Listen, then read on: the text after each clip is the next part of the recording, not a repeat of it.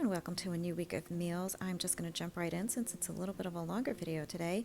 We have our church group on Monday night, and they brought over some Mexican food from a restaurant, and I made dessert. This is one of those Maria IceBox cakes made with Maria cookies. If you'd like the recipe, I have linked it down below, and if you want me to show you, I will be happy to do that. It was delicious and a really, really fun night. So that was a first night of the week.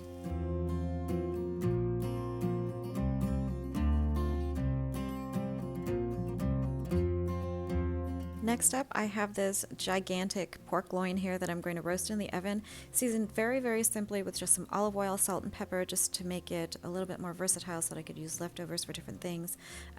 There's also some garlic powder in there. So what I'm going to do is I'm going to put some oil down, salt and pepper. Again, I mentioned the garlic powder. I'm going to put it in the skillet just to sear it off and just get a nice crust on it, and then it's going to finish cooking in the oven.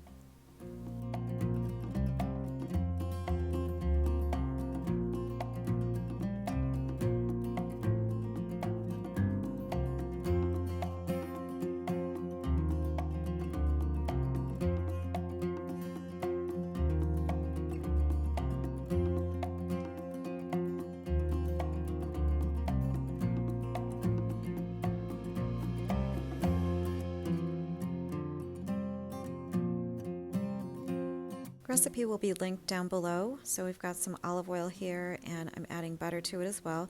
Then I'm going to try to fit that large pork tenderloin or pork loin right in this skillet here. I'm buttering up the sides because I know the meat's going to touch the sides here because it's it's pretty thick cut of meat. So there we go. And then I'm going to flip that over. It's going to have a nice crust on it, and then again, as I mentioned, it's going to finish cooking in the oven per the instructions in the recipe.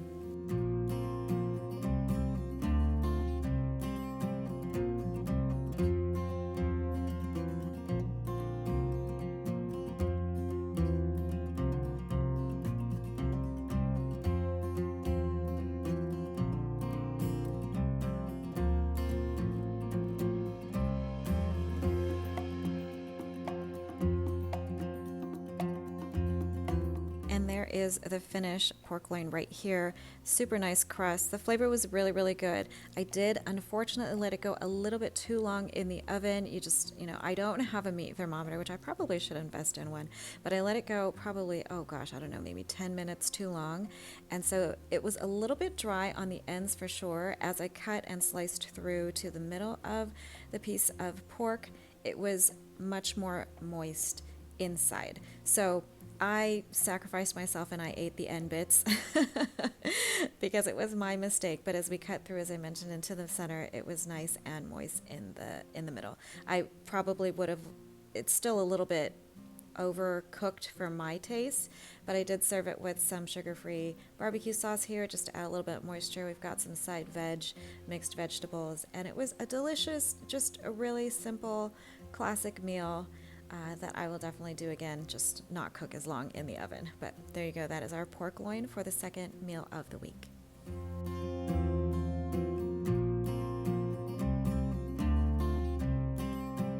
Wednesday night, I decided to try my hand at a classic Southern breakfast. So basically, it's biscuits with sausage gravy or just gravy.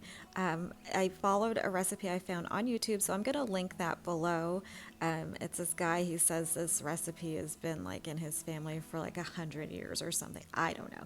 Anyway, so this West Coast girl is trying this recipe for the very, very first time. I've never made anything like this. It is simple enough, and let me tell you, it was delicious. So I'm going to start off rendering some bacon. I'm going to use this bacon fat to cook the pork sausage in because, hey, why not? Pork sausage in bacon grease. I mean, how could you possibly go wrong? So I'm going to take a pound of that pork sausage. I didn't use the same pork sausage brand that he used in his video, so I'm just using this one I got from Aldi. But I'm going to brown that up, cook that, and then I'm going to add some flour. Cook that down so that I can cook the flour out and then add some liquid to it. I'm going to use the Pillsbury biscuits because, baby steps, right? I'm not going to make buttermilk biscuits from scratch. So I've got the biscuits from the store that I'm just going to start in the oven. So again, finish cooking off the sausage, and then I'm going to finish making the gravy.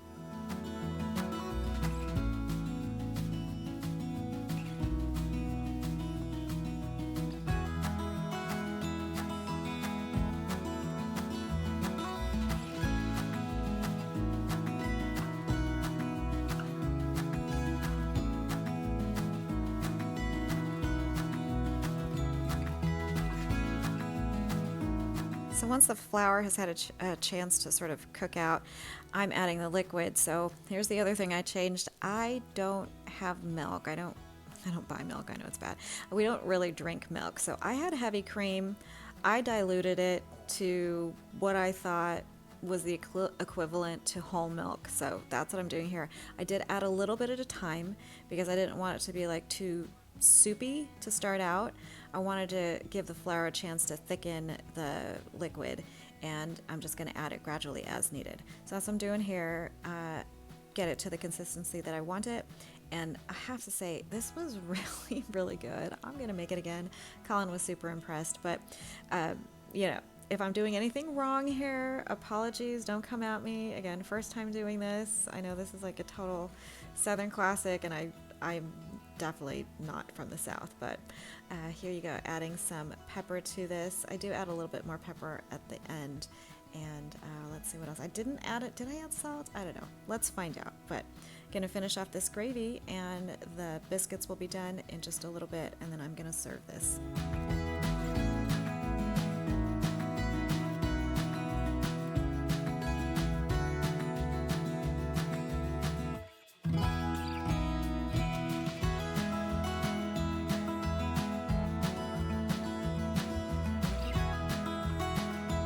And here are my home-baked biscuits, not homemade, but home-baked.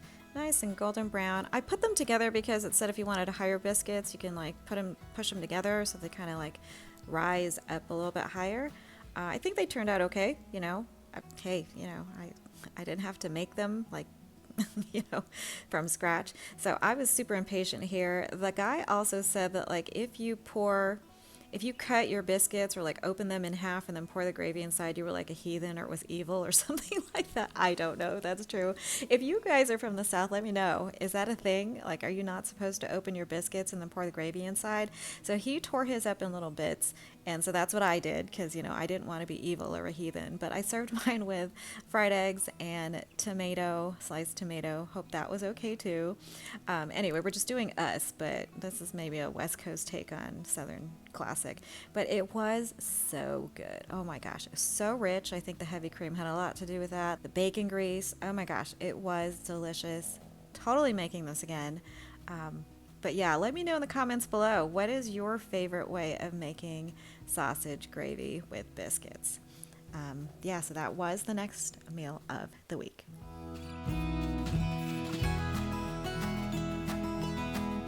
Next up, I am making a broccoli salad. I've got a bit of broccoli that I needed to use up desperately, so I decided to make a salad. I've got a sweet potato I'm going to roast. I've got carrot. I thought I would add some apple to this as well, but the first step I'm doing here, because it's going to take a little time, is I'm dicing up my sweet potato. I'm just going to cook it and roast it in the air fryer. Sorry if you can hear my dog. My dog is snoring. She's taking a little nap on the couch with me. So I'm going to put the sweet potatoes into the air fryer at like 400 until they're, nice and cooked through. I've got some olive oil, some garlic powder here. Just going to stir that up, put it into one single layer to cook, and then that will be ready to add to the salad.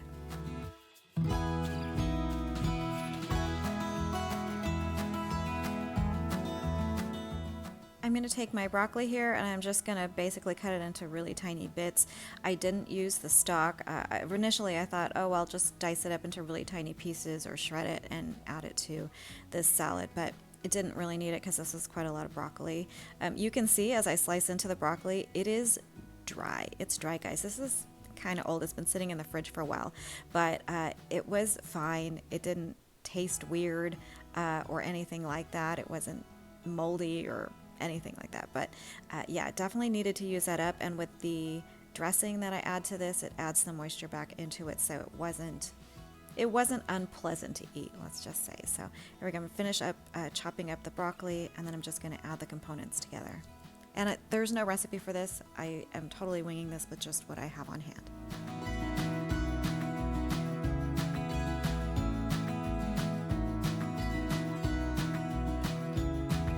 Adding my finely diced carrot.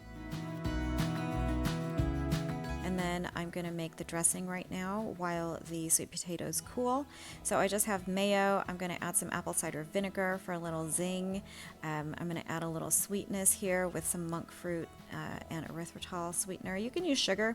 I would, you can use sugar. And then I've got Lakanto maple syrup just for a little to loosen the dressing a little bit and add a little of a different sweet flavor element. We got pepper. You can add salt if you need to. Anyway, just do whatever dressing you like for these kinds of broccoli salads or potato salad, macaroni salad, that kind of thing. I think that was onion powder I decided to add at the last minute. So once it gets to the consistency and flavor that I'm happy with, I'm ready to dress it as soon as I add the sweet potatoes. So these have been cooling here on the foil, and I'm just going to add that to the salad. I decided to omit the apples because the sweet potatoes were actually quite sweet, and then with the sweetener in the dressing, I didn't think it needed it. Plus, I thought the apples would kind of get brown if I didn't finish the salad right away, and I didn't want that to happen. So here we go. I also thought I wanted to add some pecans, but Rob had eaten them, so no pecans in the house. I was a little disappointed, but anyway, this is the broccoli salad that I'm going to serve up with the main dish, which you will see in just a moment.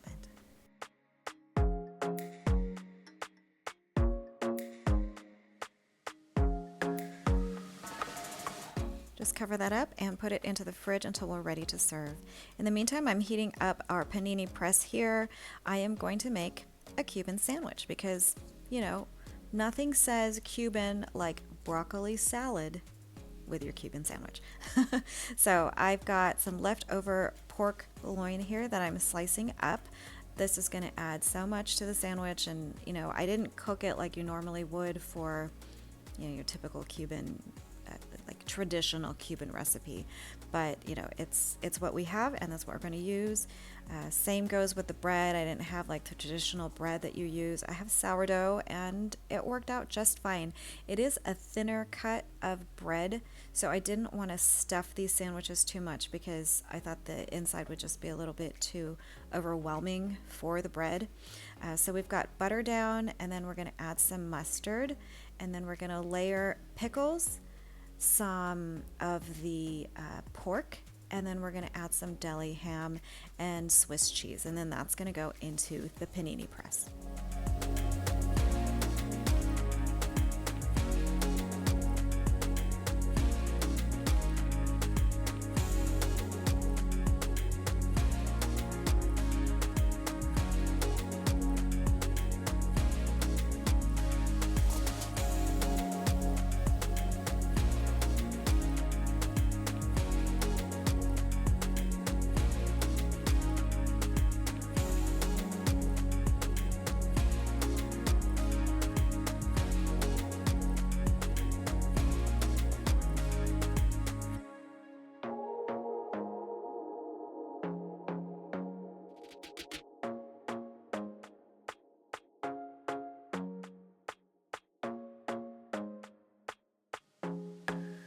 So onto the nice and hot panini press goes the sandwich.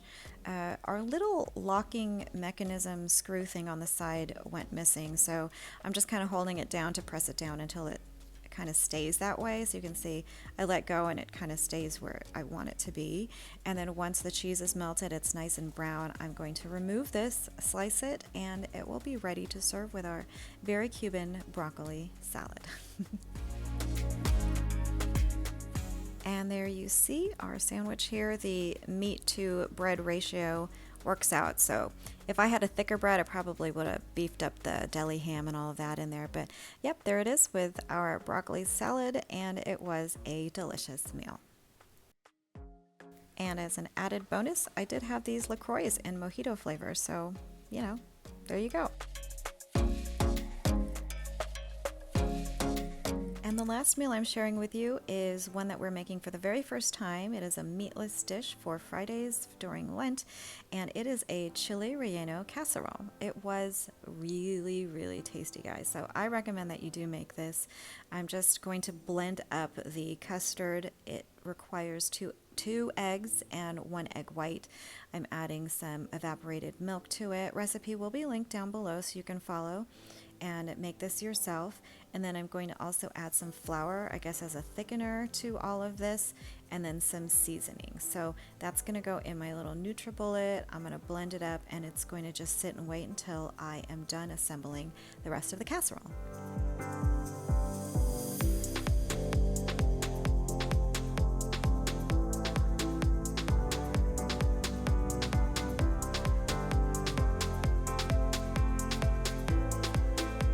For this recipe, you can use whole roasted peppers. If you wanted to do the fresh peppers you can do for yourself, roast them on your own.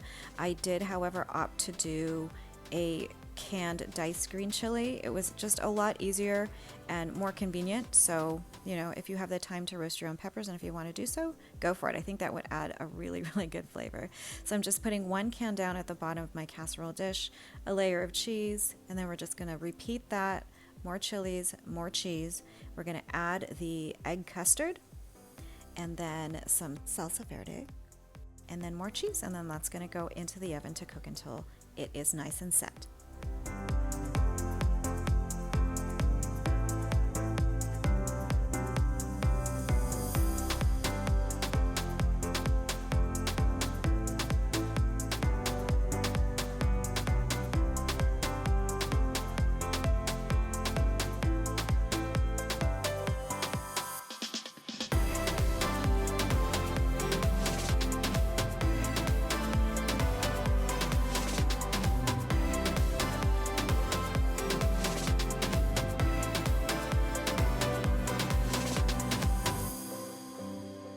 Oh my goodness, look at that.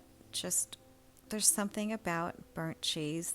It just is so tantalizing, but nice and bubbly. I resisted every urge to cut into this as soon as I pulled it out of the oven, but it really needed to set. It doesn't really have much substance to it, which was the only kind of downside to this particular casserole. I felt like it needed something a little bit more substantial to hold it together, but because the texture was a little bit on the mushy side. I don't know, maybe you can serve it with some tortilla chips or put tortilla chips on top, crushed tortilla chips or something, just to give it some texture. But I served it with what was supposed to be cilantro lime rice, but Rob picked up parsley instead of cilantro since he didn't know what cilantro looked like. It's fine. I still did it without the cilantro, but that is what it looks like on the inside. It was real. The flavor was so good, guys. It really is a delicious dish. So give it a try. Maybe some beans on the side would be really good too, but make it your own, whatever you want, but definitely give this one a try. It was delicious. I thought it needed some Tabasco potentially, but it didn't. The salsa was nice and spicy. This was definitely a keeper. Hope you guys enjoyed all of the meals this week, and I thank you so much for joining us. See you in the next one. Take care until then.